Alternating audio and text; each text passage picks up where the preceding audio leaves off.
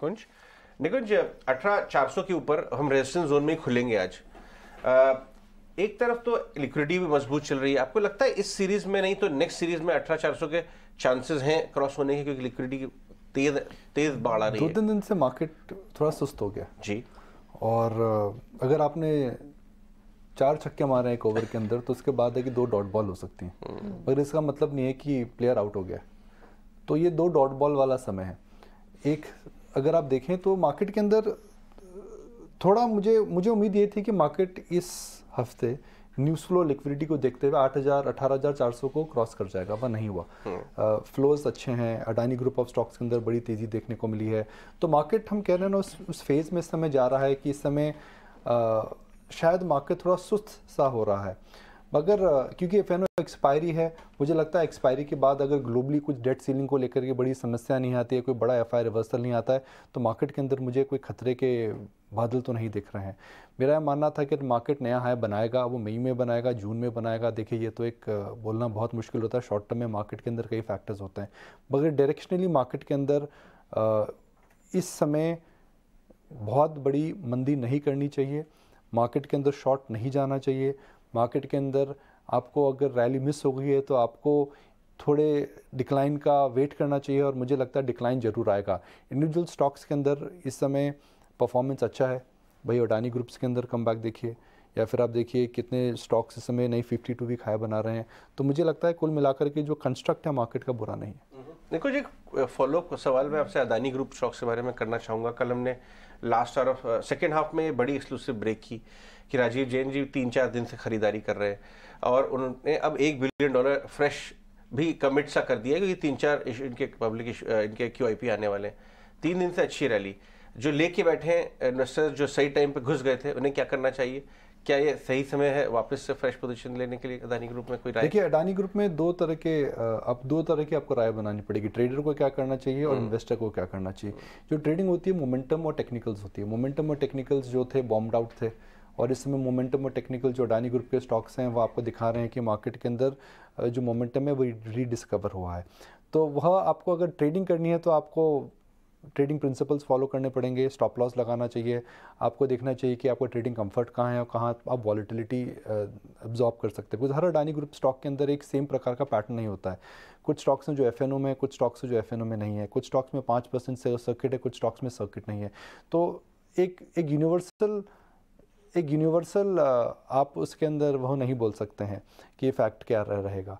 पर जहाँ तक एक 3 से 5 साल व्यू की बात आती है तो अजय, तो मुझे लगता है कि जो मार्केट में कंसर्न्स आई थी जी हिंडनबर्ग रिपोर्ट के बाद अडानी ग्रुप स्टॉक्स के अंदर डेट की प्रॉब्लम आएगी, ग्रुप की ग्रोथ खत्म हो जाएगी, इन्होंने जो प्लान करा था पूरा विजन खत्म हो जाएगा, ऐसा नहीं होने वाला अजय।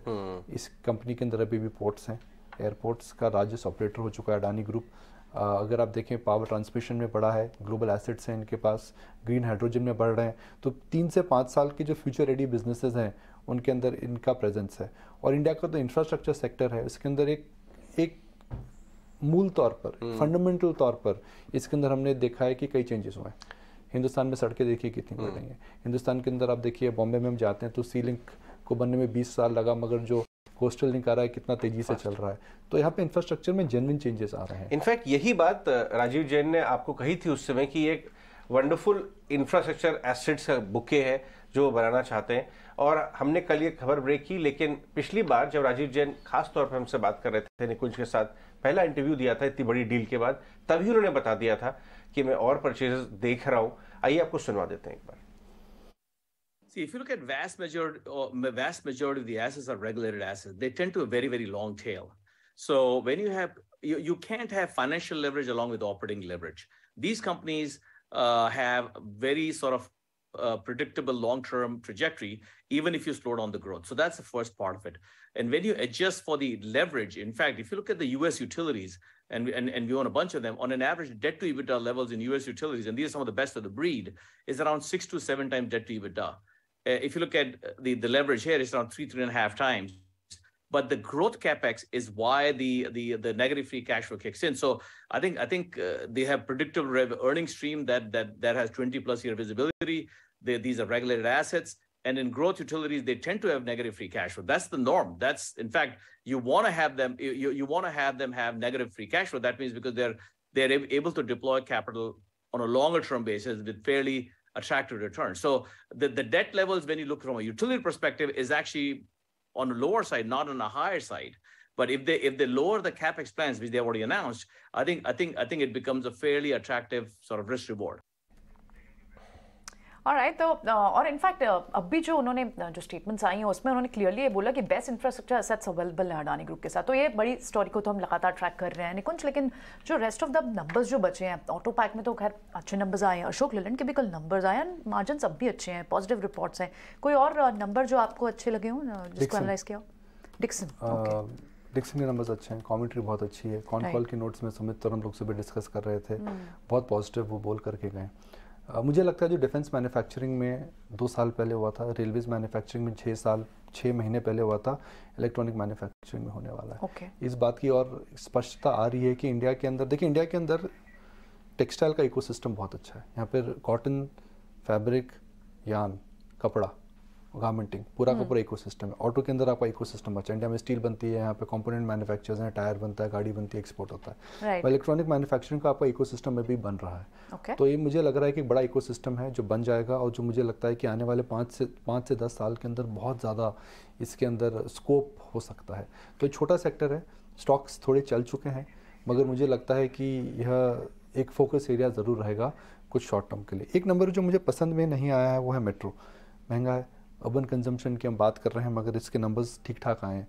ये एक बिजनेस था जिसके अंदर हमने देखा था कि लास्ट ईयर ज़बरदस्त ग्रोथ आई जब अनलॉक ट्रेड चालू हो रही थी, जब ओपनिंग अप ट्रेड चालू हो रही थी, मगर इसके अंदर नंबर्स को देख करके इतना महंगा स्टॉक नहीं टिकेगा। I think I will be very careful of expensive stocks where there is a little bit of negative surprise. For example DMart महंगा था, सीमेंस महंगा है, मेट्रो महंगा है। तो high P stocks I think are the ones where the de-rating has started. निकुंज जी, आपने Bikaji foods के number देखे? मार्जिन एक्सपेंशन अच्छा है जी, और मार्जिन एक्सपेंशन ऐसे समय में आया है जहां पर हमने देखा था कि कमोडिटी इनपुट प्रेशर्स काफ़ी थे।